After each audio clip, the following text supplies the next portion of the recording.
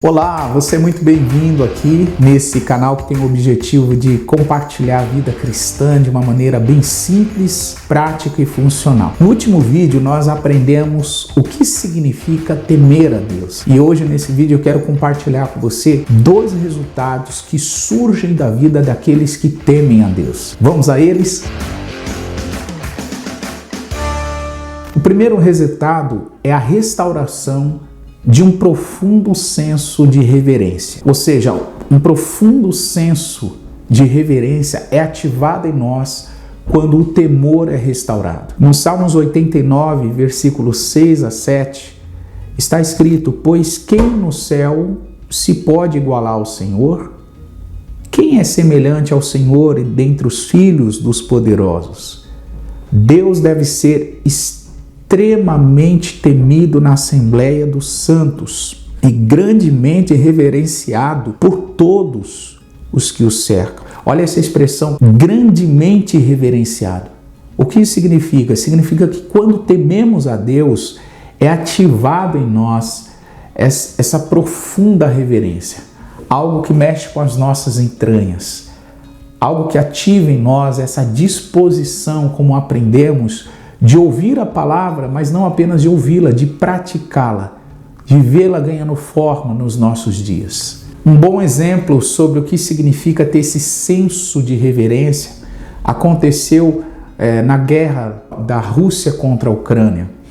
Mesmo as tropas russas invadindo a Ucrânia e ameaçando muitos cidadãos, muitos civis, alguns deles rodou o mundo uma imagem de alguns deles se reunindo numa estação de metrô e louvando a Deus, enquanto que os mísseis russos rasgavam o céu da Ucrânia.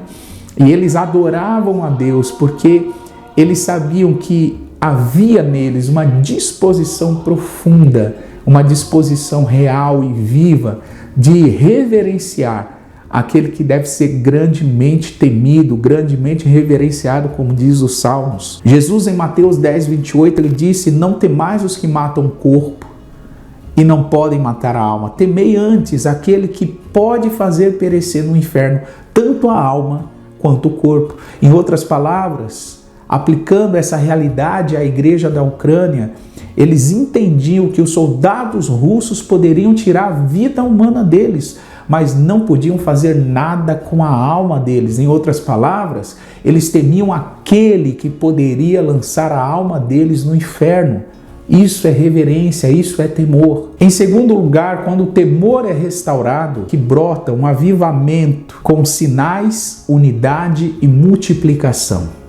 Em Atos capítulo 5, nós vamos encontrar a história de Ananias e Safira, um casal que pertencia à igreja primitiva e que venderam uma propriedade. E na venda dessa propriedade eles ocultaram, eles mentiram sobre o real valor do preço daquela negociação. E mentindo para Pedro, diante de uma pergunta que o apóstolo fez, Pedro diz para eles: por que vocês permitiram Satanás encher o coração de vocês? No verso 11 e 12, depois que Pedro e Ananias caem e são fulminados e morrem instantaneamente, a palavra diz no versículo 11 de Atos 5: e houve um grande temor em toda a igreja, em todos os que ouviram estas coisas, e muitos sinais e prodígios eram feitos entre o povo pelas mãos dos apóstolos, e estavam todos unanimemente no alpendre de Salomão.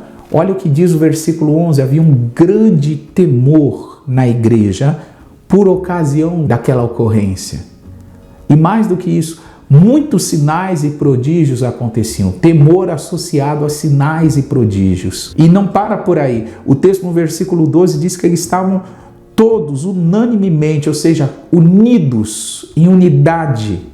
Então, temor que produziu sinais e prodígios e que produziu uma unidade profunda na igreja primitiva. O capítulo 9 de Atos vai continuar essa história que começou em Atos 5, de restauração de temor. E no verso 31 do capítulo 9 diz que as igrejas em toda a Judéia, Galileia e Samaria tinham paz e eram edificadas e se multiplicavam, andando no temor do Senhor e na consolação do Espírito Santo.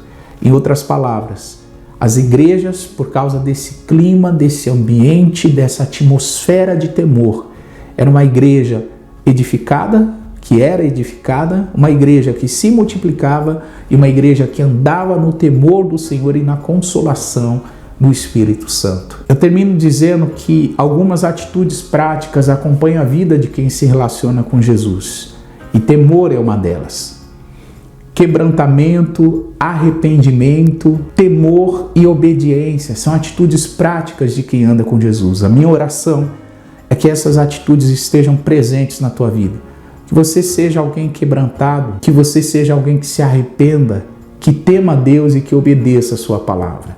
Deus abençoe você e até o próximo vídeo.